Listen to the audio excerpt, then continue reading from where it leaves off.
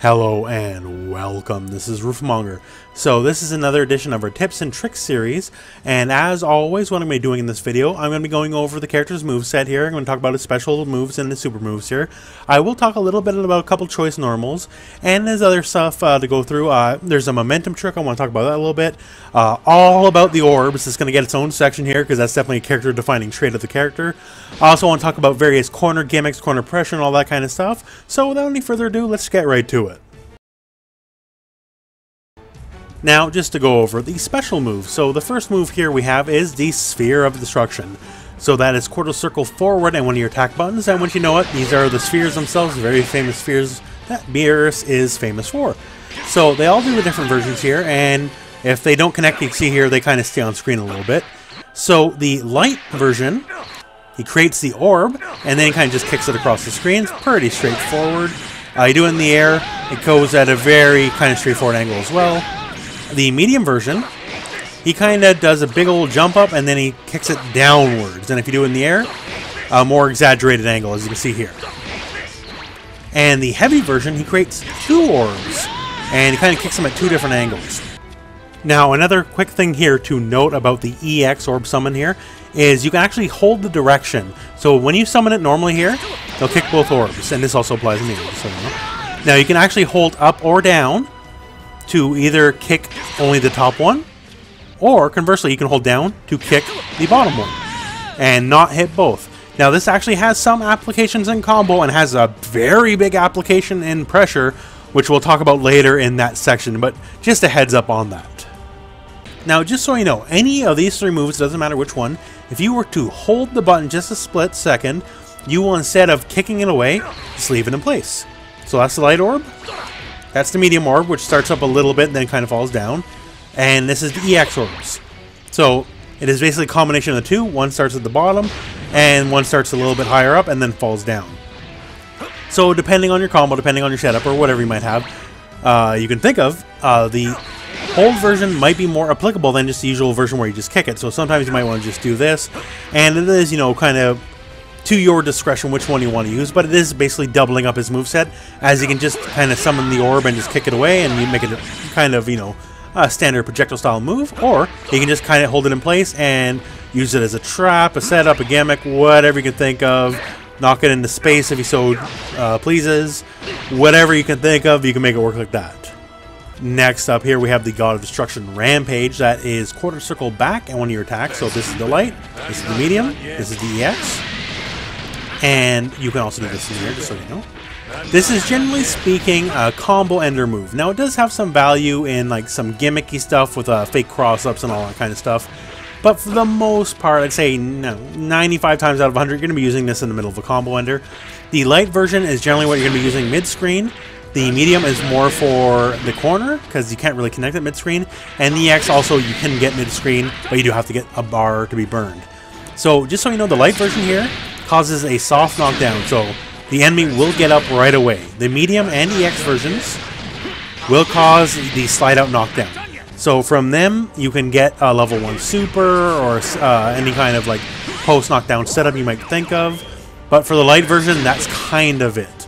Now, if you watch the companion combo guide video, you might know there is some tricks to kind of extend the combo potential of the light version, as long as you don't follow through with it, meaning you get the first hit here, because it is a 2-hit move. If you get the first hit and immediately cancel into a super, so something like this, then you can get a proper follow-up.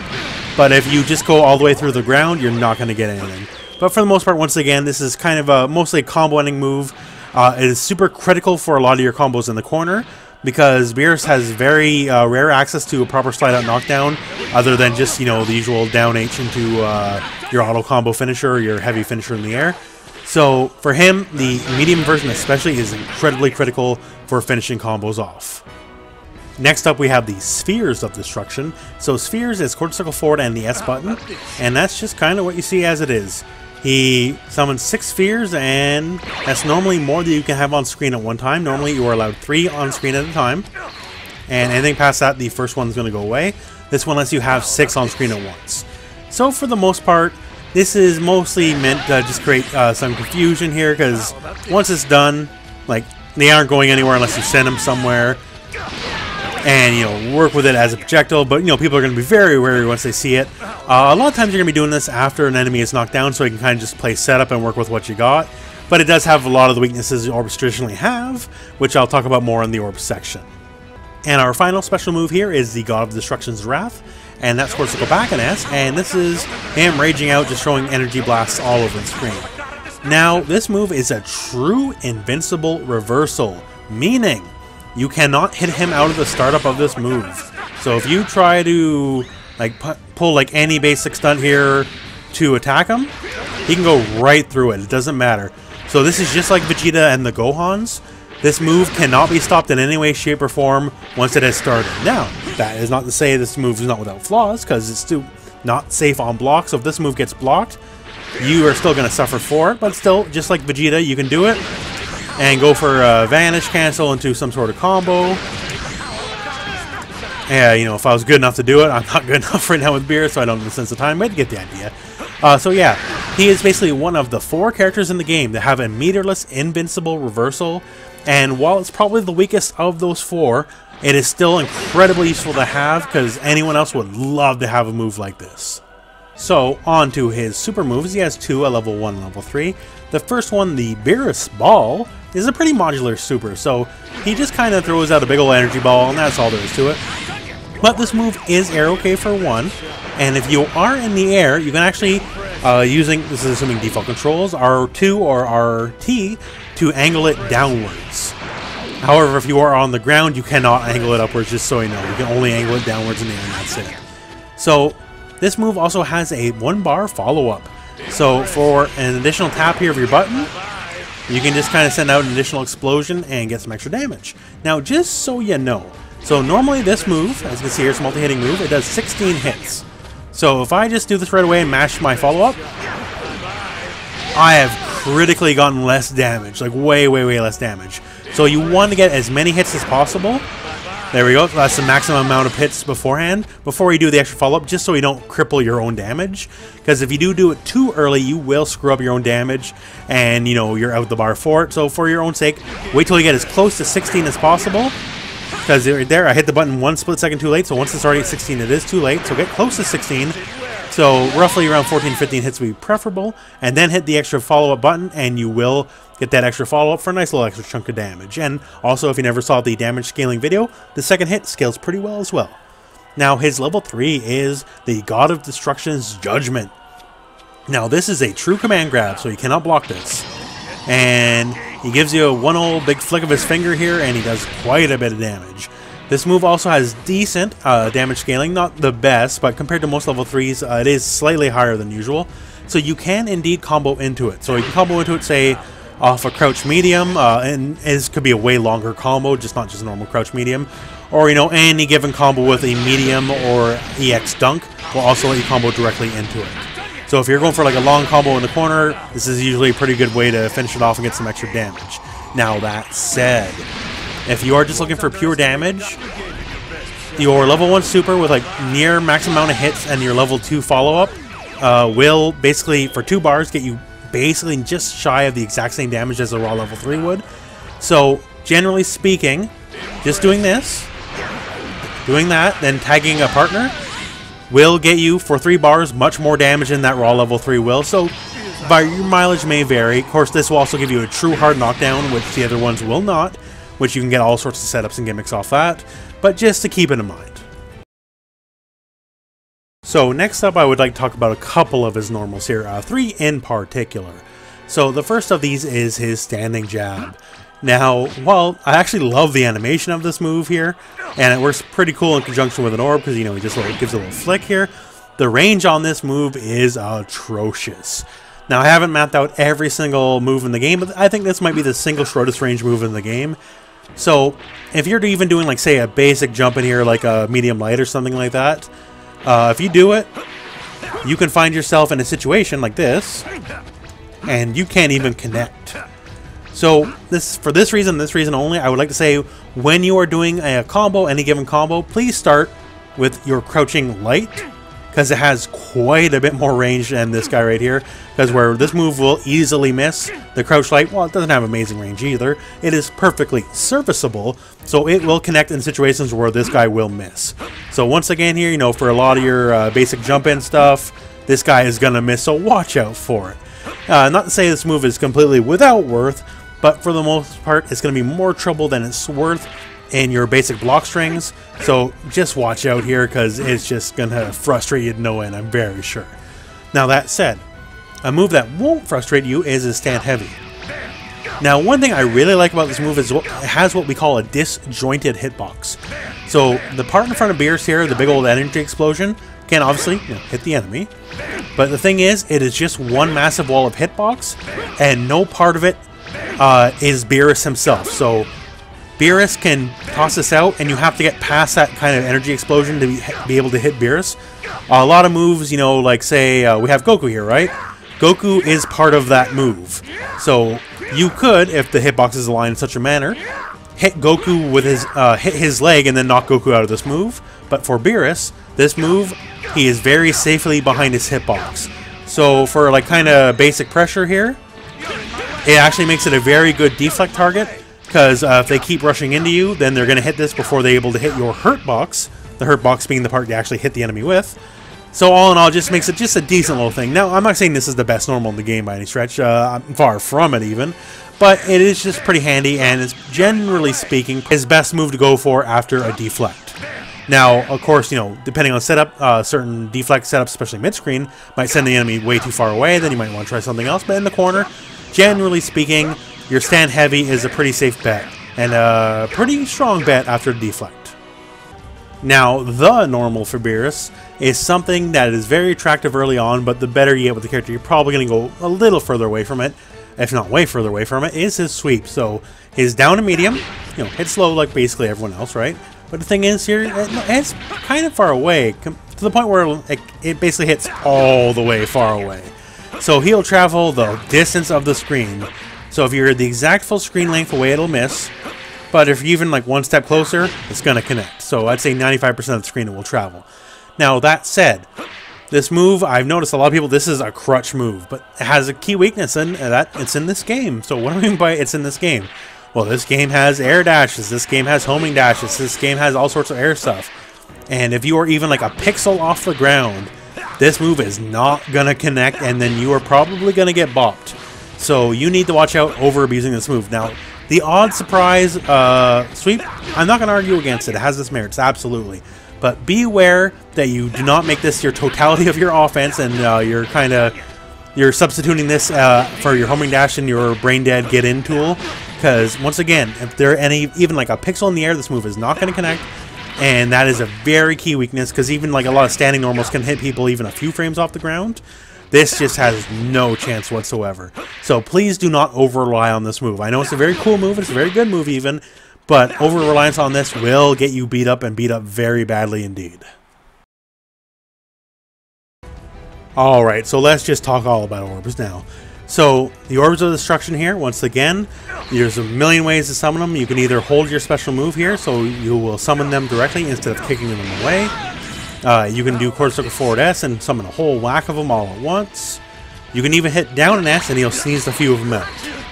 Now, one quick note here about the down and S version is seemingly it has the quickest recovery. So you will regain control of Beerus the fastest of all the possible permutations of orb summoning. So if you just want to orb quick and dirty, you don't care how you get it, this is generally speaking the fastest and best way you're going to get it.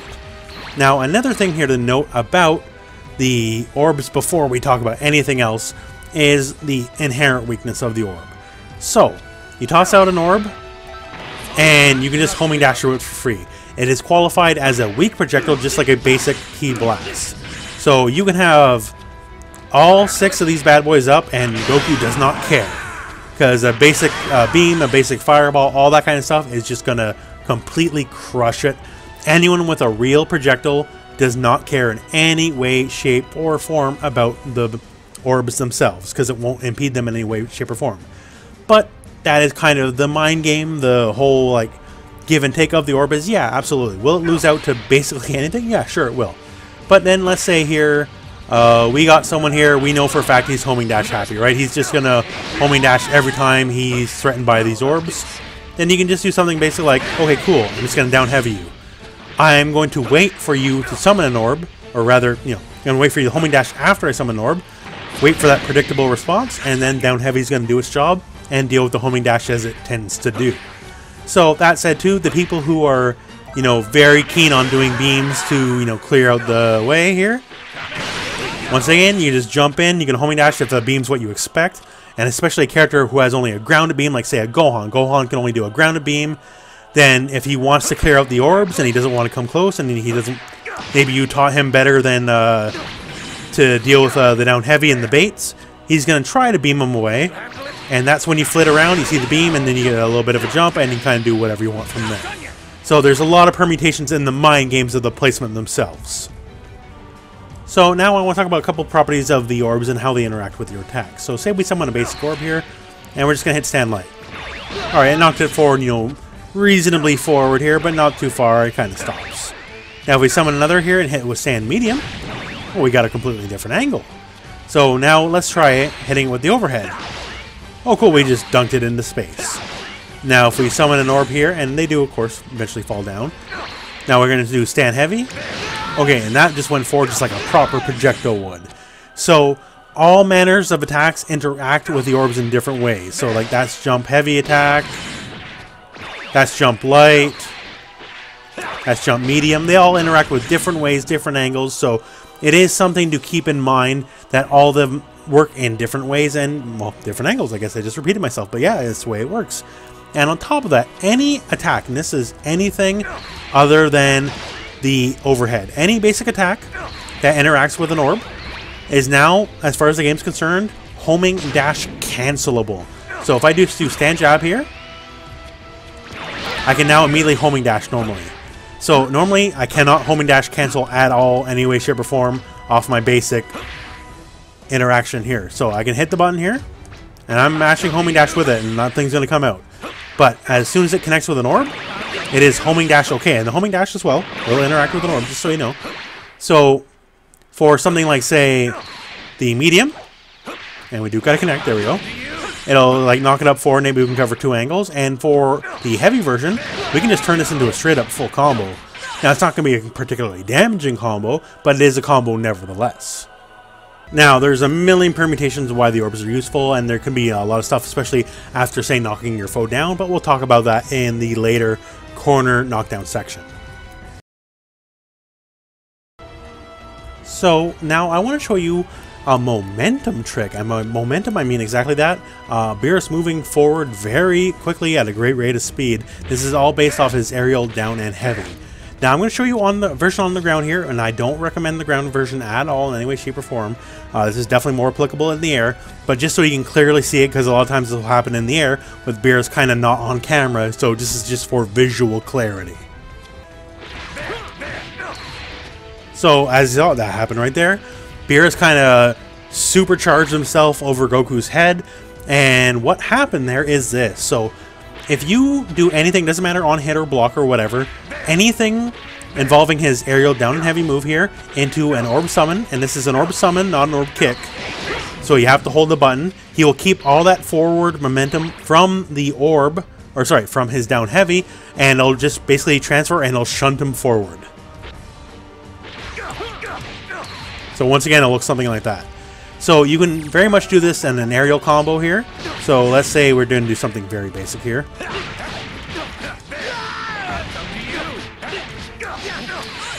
And then we have basically supercharged itself into the corner ahead of Goku actually landing. So there's a lot of offensive use for this, a lot of potential mix-up use for this, or just otherwise, you know, confusing your opponent, as you can move forward at a great rate of speed that the enemy is not ready for. So once again, you can do this on block or on hit, but for the most part, you will want to do it on hit. I've seen some grounded versions of people calling it a mix-up, but it auto loses to homing dash or crouch heavy, so I don't put a lot of stock into that. So please use it in the air more than on the ground, but it is just a cool, neat little trick. Alright, so now let's talk about corner pressure. And the backbone of what I'm going to talk about here is his medium orb summon move here, and this is the kick, not just the orb summon himself, and the EX version of this move as well. So before I get into anything else, there's a million ways to pressure. Like, you know, the same way a lot of other characters do it, he can do it just the same. You know, call your assist, mix in guard rush. There's stuff that's universally applicable to everyone. That's not what I'm talking about here. Once again, this is on the back of these two moves, so let's first talk about the EX version.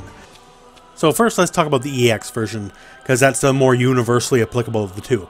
So the EX version here, if you're not aware, and it is in the move list, just in case you didn't know, they will talk about it here. There's a little bit of the thing at the bottom here. To perform a feint in the heavy version, hold down or up and then you will change the attack, and that's exactly what we're going to be using here. So say, if you do it normally, you see him do that. If you hold up, you see he launches a lot higher up, and if you hold down, he'll actually be a little closer to the ground than he is normally. So what we're going to be doing here is, it doesn't particularly matter whatever the string was before it, but we're going to do the EX summon for the orbs and hold down.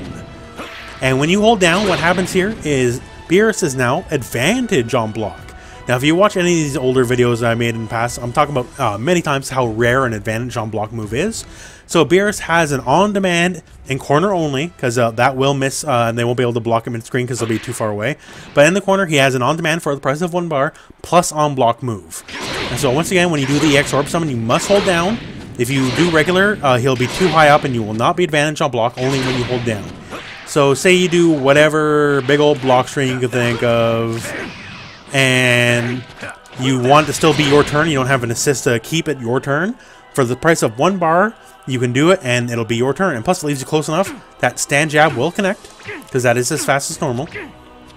So all things being equal, what I'm trying to say here is, if they block this move and then you stand jab and they hit a button right away, you will win every single time because it's your advantage. So your move will just simply come out first because you have recovered first. So this is a kind of a basic concept, but I just want to hammer it home that it is such a strong move just to spend a bar and make sure it is still your turn for sure. So I showed you the EX one first just simply because it's straightforward and easy. You do it and make sure you hold down while you're doing it. And you're just plus on block, and that's all there is to it. So it is still your turn. You set the pace, you dictate everything. That's great. Now, the more tricky one here is about the medium orb summon.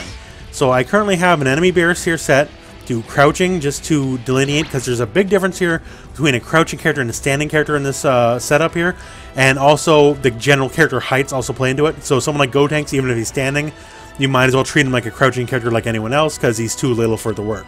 So I'm going to show you the crouching setup first, because generally speaking, most people are going to crouch block everything, because it's just generally safer. So we do whatever block string, it doesn't really matter, and we do our orb summon. So what is workable about this is, for one, obviously, you know, you do it and follow up, but he actually recovers in the air, not before he, not when he hits the ground, but when he's in the air. So that means, in this particular setup, we can actually sneak in a jab as we fall. And right there you see the enemy Beerus had to stand block that. So now I'm going to have the enemy Beerus do it to me. So once again, you have to stand block that jab. Now, if you block that orb, I'm going to tell you right now, you are now too late and you cannot down heavy that jab. Your opportunity to down heavy that jab has already now flown out the window. So if you block that orb, then you're going to get hit. And if you get hit by that orb, you get comboed. So it's a very unattractive situation. Now, then much the same here if you stand block it. So if you stand block this, it is still difficult to deal with. And you can now, if you stand block it only, deal with the follow-up and down heavy it. But now, he's completely safe. He can choose to just land and block, and your down heavy will not be fast enough to punish him in any way, shape, or form. So it kind of creates just a multi-layer mix-up. And of course, if you crouch block, then he could just land, not attempt the air move, and go right into a low, into a combo. There's just a lot of layers, and once again, this totally matters if you're standing or crouching. I would suggest you play around with it yourself, because it does affect different characters differently. Really small characters is basically as if they're always crouching, and just so you know, the one major flaw is if you know for a fact this is going to happen, you can down heavy it preemptively. So here I am mashing down heavy, and I get it right there. But that also is a conditioning thing where they'll down heavy every time they see an orb. So I'm just doing a block string, and I can summon a regular orb, and then, you know, trick people into down heavying right away, which I can easily and safely block, and then punish that from there. So that one is a very multi-layered mix-up versus just, you know, EX Fireball, and you're just plus on block, and that's super easy. But just to give you two options, because he has a lot of great corner pressure. Now, I just want to introduce you to some concepts here of post-knockdown pressure here, and they're all basically going to involve the orbs. One really cool one, which is visually impressive but not amazing, is this one right here. So you get your sliding knockdown and summon all your orbs, but it does have one key weakness in that very susceptible to homing dash. So I'm mashing homing dash right now, and I can wake up and homing dash away.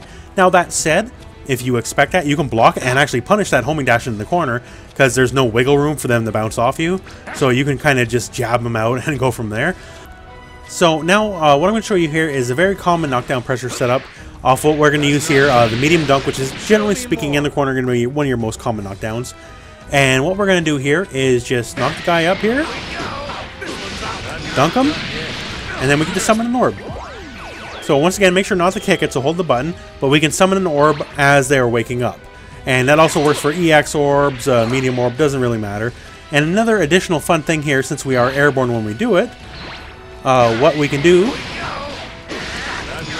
is summon it, and then after we summon it, we can dash forwards.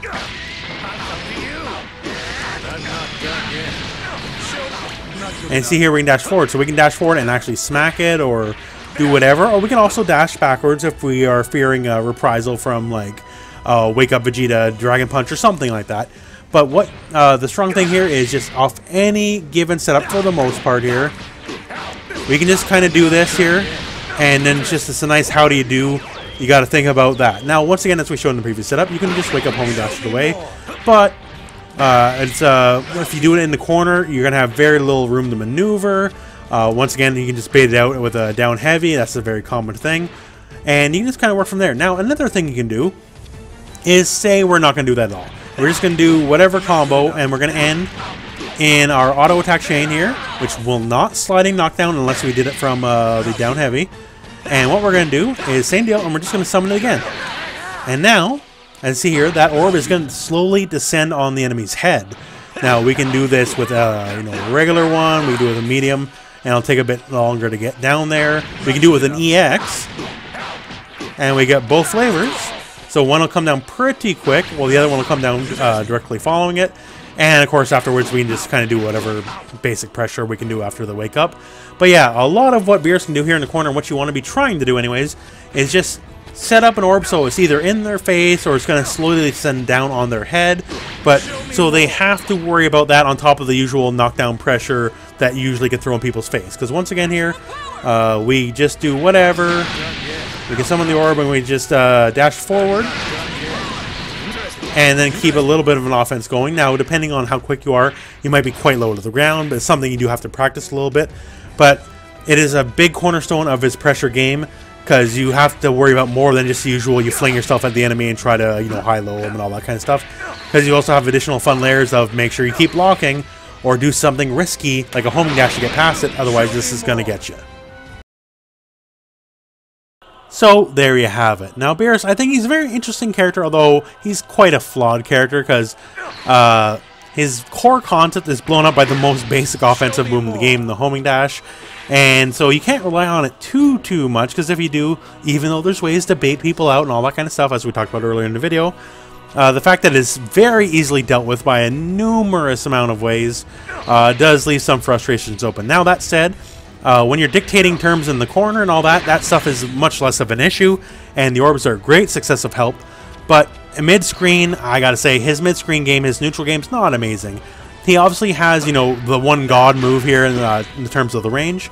That only matters on a grounded foe, and mid-screen, generally speaking, people are not going to be too worried about being grounded, and there are people who deal with people who are far away from mid-screen much better, like Kid Buu and Android 21, than Beerus can, because he still has that travel time, unlike their stomp in the tail. But overall, I think he's a very interesting and fun character. A lot of his stuff just looks cool, and I guess that doesn't matter in the end if stuff looks cool, but just stuff like doing this and then just freaking out, going blah, and just having everything explode everywhere, I think that's really nifty. There's all sorts of gimmicks you can do, like, vanishing into your own orbs, having a setup that way. It's just, there's a lot to it, I guess. But hopefully, and as of the time of this creating, I don't consider him to be an amazing character, but Perhaps there will be a balance patch in the future, and this is me speaking to a future balance patch. If you're watching this a year from now or something, it could have already happened. But I do hope he does get a bit of a buff, because while everything seems there on paper, I do feel he's a bit on the weaker side, unfortunately. So, thank you very much for watching. I hope this video found you well. Go out and play some Dragon Ball.